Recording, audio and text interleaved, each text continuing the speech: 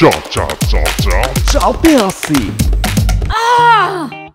জাভেদ সাহেব ব্যাংক থেকে লোন নিয়ে একটা বাইক কিনেছে, যথাসময়ে টাকা শোধ করতে পারেনি, ব্যাংকওয়ালারা এসে বাইক নিয়ে চলে গেল। যদি আগে জানতাম তাহলে বিয়েটাও তো আমি ব্যাঙ্গালোর নিয়েই করতাম। তুমি যে কিপটা, এমনি তোমাকে কেউ মনে রাখে না, টাকা পয়সা ধারটা নিলে অ্যাটলিস্ট কেউ মনে রাখবে। ঠিক আছে, তাহলে শুরুটা আমি তোমাকে দিয়ে করি। না, তুমি দাওনি। হ্যাঁ দিয়েছি তো। দিয়েছো, তবে 500 টাকা দিয়েছি, 5000 টাকা। না, তুমি আমাকে 500 টাকার 1 টাকাও বেশি দাওনি। তুমি ঠিকঠাক করে মনে করে দেখো, 4 মাস আগে আমি তোমাকে 5000 টাকা দিয়েছি, যদিও তোমাকে 4 বার দিয়েছি। তুমি আমার কাছ থেকে কিভাবে এখন 4500 টাকা পাবে বলো? দাওনি। আচ্ছা ঠিক আছে, ধরলাম তুমি আমাকে দিয়েছো, 500 টাকা ধার দাও। কবে দেবে? আগামী মাসের বেতনটা পাও, তোমার থেকে নিয়ে সাথে সাথেই তোমার ধার দিয়ে দেবো। বাহ, কি সুন্দর! আমার টাকা নিয়ে আমাকে ধার শোধ, এরকমই চালাচ্ছ?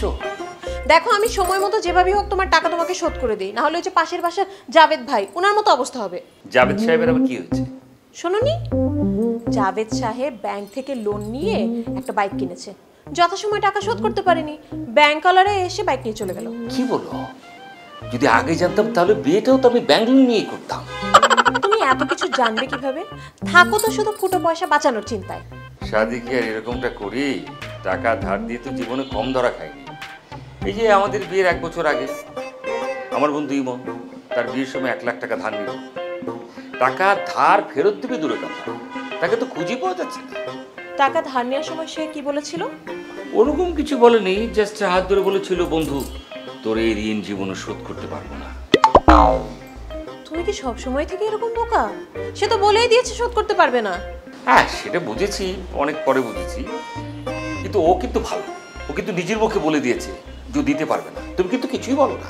তাহলে কাজ করো না, যাও বন্ধুদের থেকে টাকা ধার নেওয়া শুরু করো। কেন?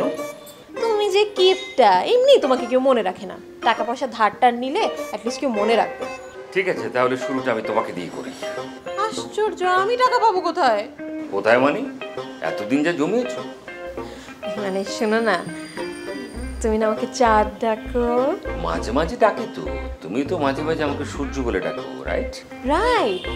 এই যে দেখো না, চাঁদের কি নিজস্ব কোনো আলো আছে? সে তো সূর্যের আলো ধার করে নিয়েই চলে। তুমি হচ্ছ আমার সূর্য, তাই তো আমি তোমার থেকে ধার করে নিয়েছি। বোঝার চেষ্টা করছি। আচ্ছা, এক কাজ করি, আমার বন্ধু ইমনকে কল দিয়ে দেখি তো, ভাগ্য ভালো থাকলে কটা ধরতেও তো পারে। আচ্ছা শোনো, একটা কাজ করো, তোমার নাম্বার থেকে না, আমার নাম্বার থেকে ফোন দাও, তোমার নাম্বার দেখলে ধরবে না।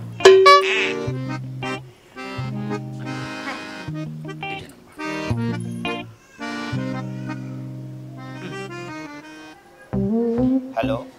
হ্যালো, ইমন সাহেব বলছেন? জি বলছি, আপনি কে বলছেন? আমি হাসি। ঠিক আছে হাসেন, কিন্তু আপনাকে তো চিনতে পারছি না। আমি আপনার ভাবি। ভাবি? আমার কোন ভাইয়ের ভাবি?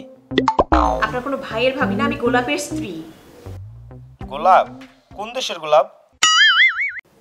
হ্যালো, আরে স্টুপি, দেশি দেশি, আমি গোলাপ, তোর ছোটবেলাকার বন্ধু। শোন, ওই যে তোর বিয়ের 3 মাস আগে যে 1 লাখ টাকা ধার নিয়েছিলি, ওই ব্যাপারে আমরা কথা বলতাম আর কি। Hello.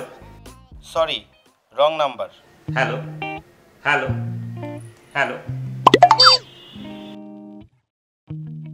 The mobile cannot be reached at this moment. Please try again later. অন্তত তোমার কাছে যেই টাকাটা পাই সেইটা অন্তত শোধ দাও। The mobile cannot be reached at this moment. Please try again later.